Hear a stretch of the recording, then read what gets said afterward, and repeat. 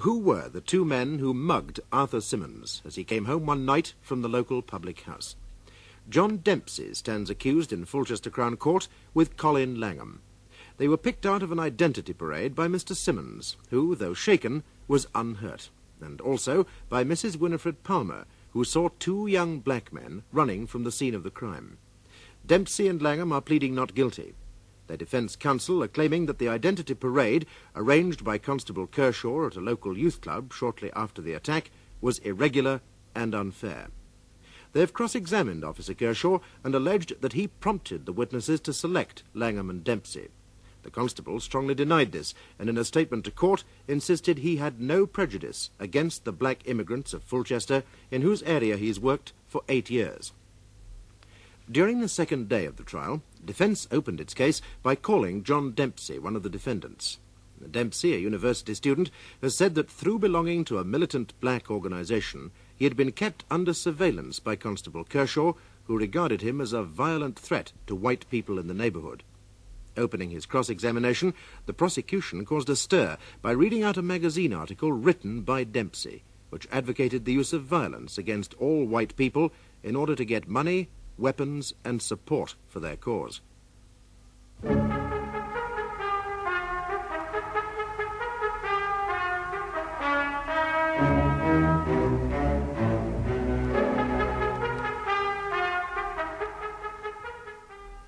Mr. Dempsey, yesterday you admitted writing this article in this magazine. I wrote it. Therefore, my brothers, take the war into the streets. We need money, we need support, we need weapons. Get them. Don't bother about the ethics. Go out and get them. Take them from the people who hold us down. Disarm them. Remember Spartacus.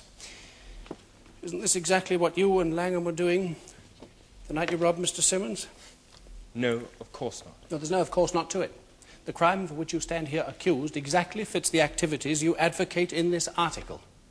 I would not call Mr. Simmons one of the people seeking to hold down the black race. Why not? To quote your own words yesterday when you tried to incriminate Constable Kershaw, he's white, isn't he?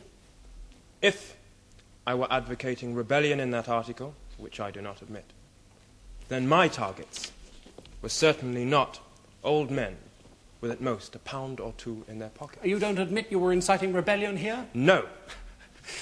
Well, this is the most inflammatory and violently provocative piece of demagoguery that I've ever read.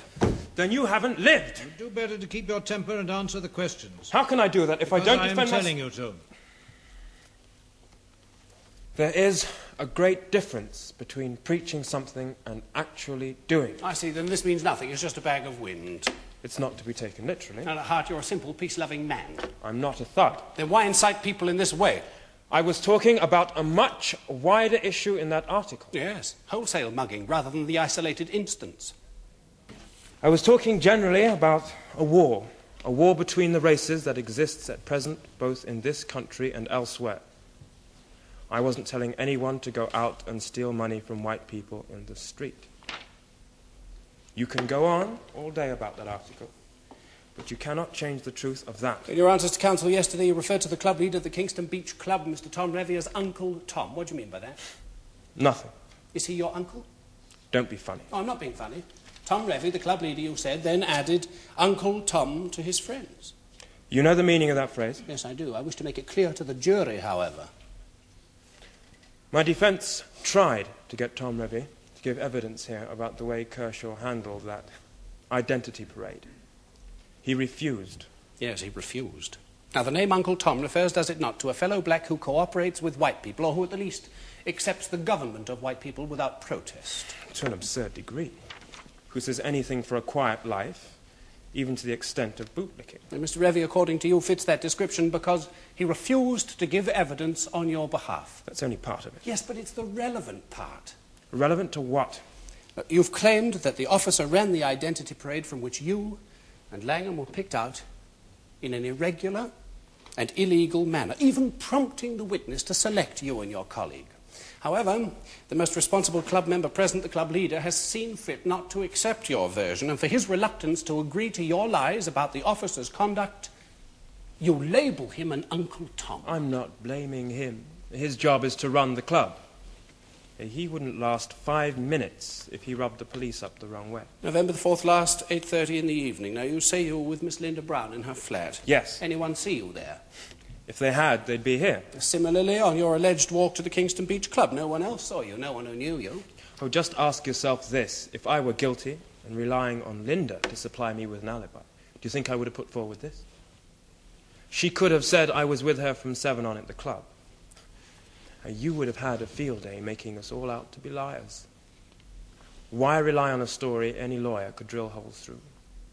Answer, because it happens to be the truth. No, you couldn't rely on the youth club leader, Uncle Tom. That's why you didn't use the club as an alibi. I see prosecution didn't call Revy. We had no need to. The point is, he refuses to defend you. Now, I put it to you, sir, that you recruited Langham's help for this dastardly attack upon an old, sick man and you stole his money, £2. As for your reasons, I can only point to the words you admit writing, words which advocate violence by blacks against whites in order to raise money for your cause. You've been identified by 2 witnesses, Mr. Dempsey. No further questions, my lord. You will return to the dock, Mr. Dempsey. I call Linda Brown. Linda Brown, please.